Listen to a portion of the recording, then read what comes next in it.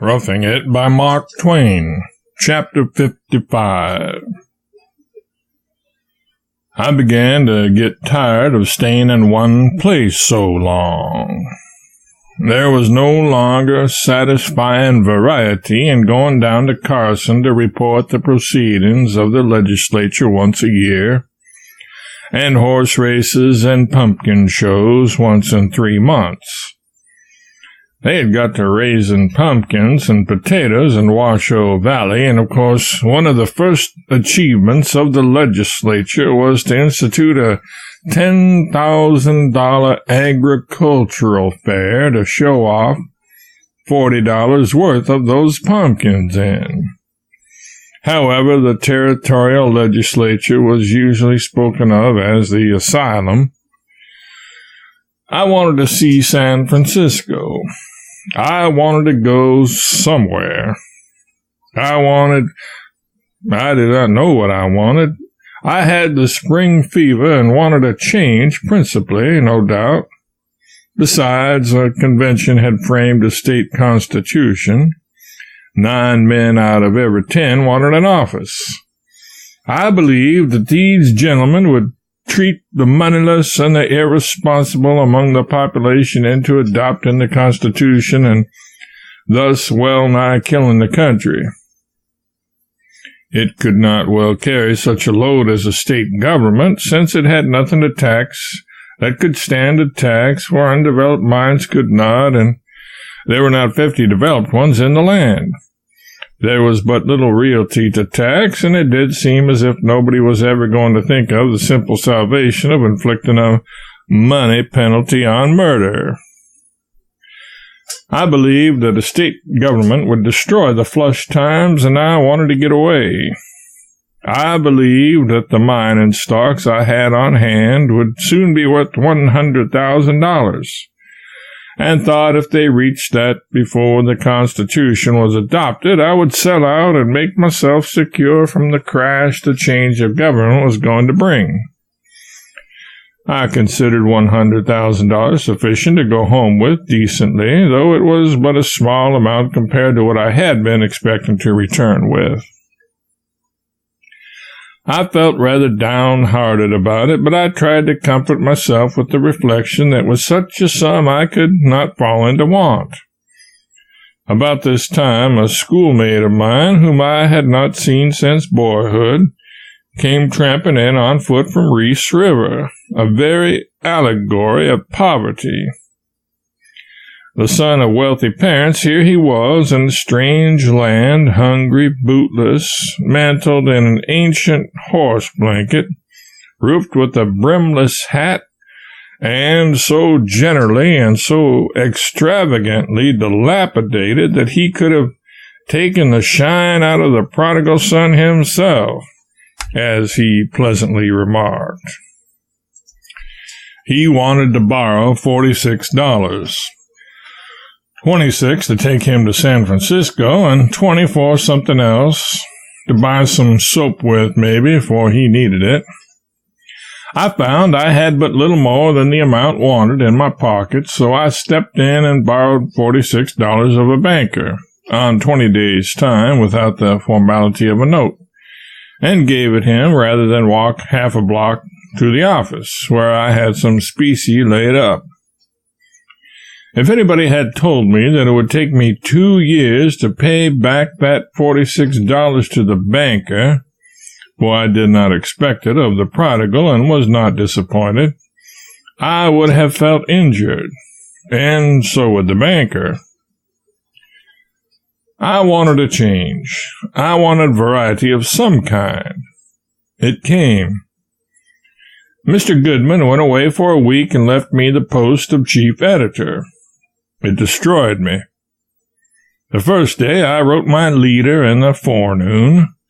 The second day I had no subject and put it off till the afternoon. The third day I put it off till the evening, and then copied an elaborate editorial out of the American Encyclopedia, that steadfast friend of the editor all over this land. The fourth day I fooled around till midnight and then fell back on the encyclopedia again. The fifth day, I cudgeled my brain till midnight and then kept the press waiting while I penned some bitter personalities on 6 different people. The 6th day, I labored in anguish till far into the night and brought forth nothing. The paper went to press without an editorial. The 7th day, I resigned. On the 8th, Mr. Goodman returned and found 6 duels on his hands. My personalities had borne fruit. Nobody except he has tried it knows what it is to be an editor. It is easy to scribble local rubbish with the facts all before you. It is easy to clip selections from other papers. It is easy to string out a correspondence from any locality. But it is unspeakable hardship to write editorials. Subjects are the trouble, the dreary lack of them, I mean. Every day it is drag, think and worry and suffer. All the world is a dull blank, and yet the editorial columns must be filled. Only give the editor a subject and his work is done. It is no trouble to write it up. But fancy how you would feel if you had to pump your brains dry every day in the week, 52 weeks in the year. It makes one low-spirited simply to think of it. The matter that each editor of a daily paper in America writes in the course of a year would fill from 4 to 8 bulky volumes like this book. Fancy what a library an editor's work would make after 20 or 30 years' service. Yet people often marvel that Dickens, Scott, Bulwer, Dumas, etc. have been able to produce so many books. If these authors had wrought as voluminously as newspaper editors do, the result would be something to marvel at indeed. How editors can continue this tremendous labor, this exhausting consumption of brain fiber, for their work is creative and not a mere mechanical laying up of facts like reporting, day after day and year after year is incomprehensible. Preachers take 2 months' holiday in midsummer, for they find that to produce 2 sermons a week is wearing in the long run. In truth, it must be so, and is so. And therefore, how an editor can take from 10 to 20 texts and build upon them from 10 to 20 painstaking editorials a week and keep it up all the year round is farther beyond comprehension than ever. Ever since I survived my week as editor, I have found at least one pleasure in any newspaper that comes to my hand. It is in admiring the long columns of editorial and wondering to myself how in the mischief he did it. Mr. Goodman's return relieved me of employment unless I chose to become a reporter again. I could not do that. I could not serve in the ranks after being general of the army. So I thought I would depart and go abroad into the world somewhere. Just at this juncture, Dan, my associate in the repertorial department, told me casually that 2 citizens had been trying to persuade him to go with them to New York and aid in selling a rich silver mine which they had discovered and secured in a new mining district in our neighborhood. He said they offered to pay his expenses and give him 1/3 of the proceeds of the sale. He had refused to go. It was the very opportunity I wanted. I abused him for keeping so quiet about it and not mentioning it sooner. He said it had not occurred to him that I would like to go, and so he had recommended them to apply to Marshall, the reporter of the other paper. I asked Dan if it was a good, honest mine and no swindle. He said the men had shown him 9 tons of the rock, which they had got out to take to New York, and he could cheerfully say that he had seen but little rock in Nevada that was richer. And, moreover, he said that they had secured a tract of valuable timber and a mill site near the mine. My first idea was to kill Dan. But I changed my mind, notwithstanding I was so angry, for I thought maybe the chance was not yet lost. Dan said it was by no means lost, that the men were absent at the mine again, and would not be in Virginia to leave for the East for some 10 days. That they had requested him to do the talking to Marshall, and he had promised that he would either secure Marshall or somebody else for them by the time they got back. He would now say nothing to anybody until they returned, and then fulfill his promise by furnishing me to them. It was splendid. I went to bed all on fire with excitement, for nobody had yet gone east to sell a Nevada silver mine, and the field was white for the sickle. I felt that such a mine as the one described by Dan would bring a princely sum in New York, and sell without delay or difficulty. I could not sleep, my fancy so rioted through its castles in the air. It was the blind lead come again.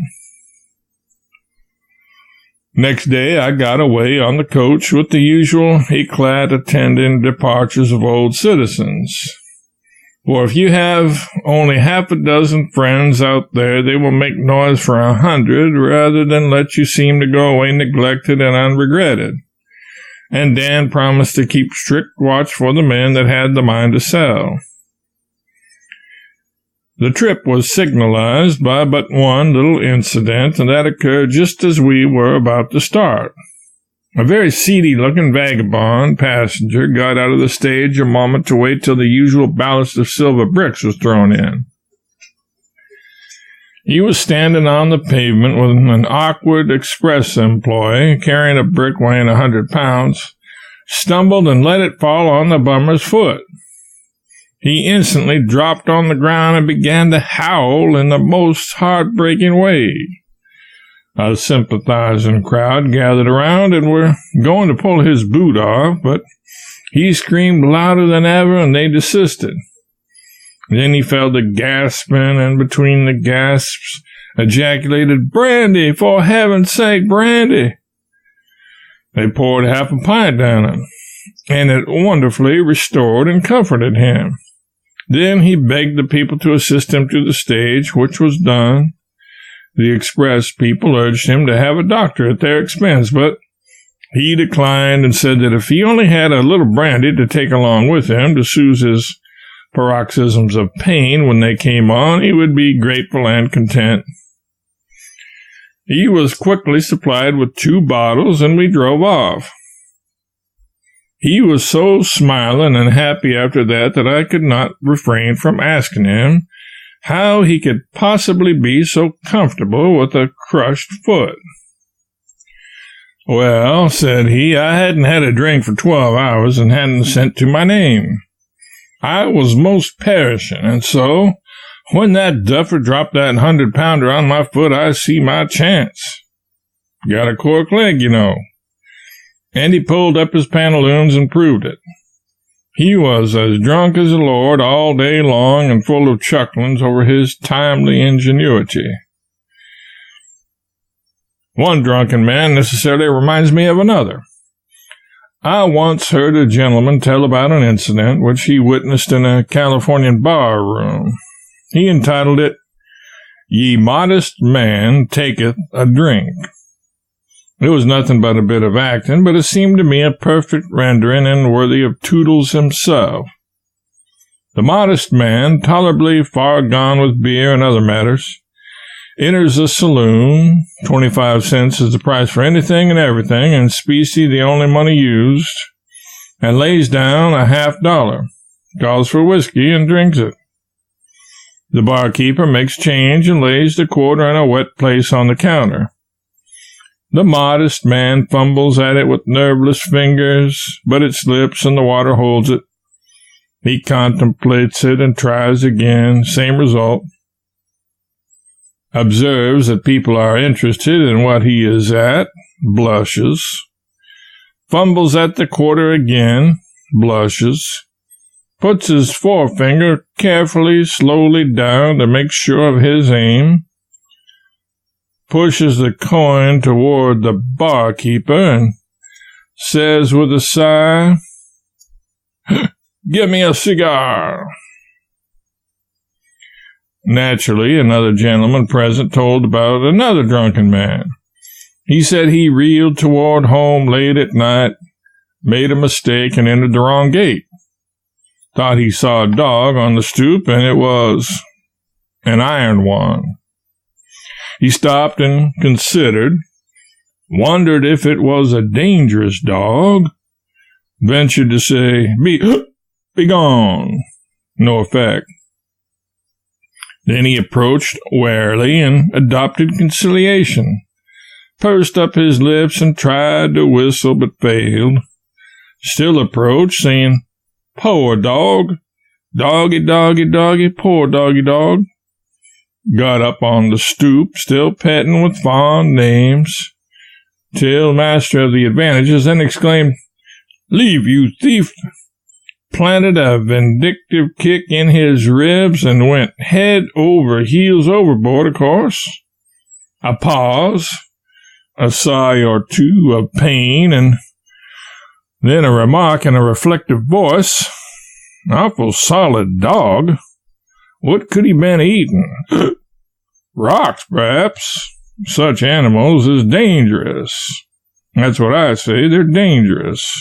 If a man wants to feed a dog on rocks, let him feed him on rocks. That's all right, but let him keep him at home, not have him laying around promiscuous where people's liable to stumble over him when they ain't noticing.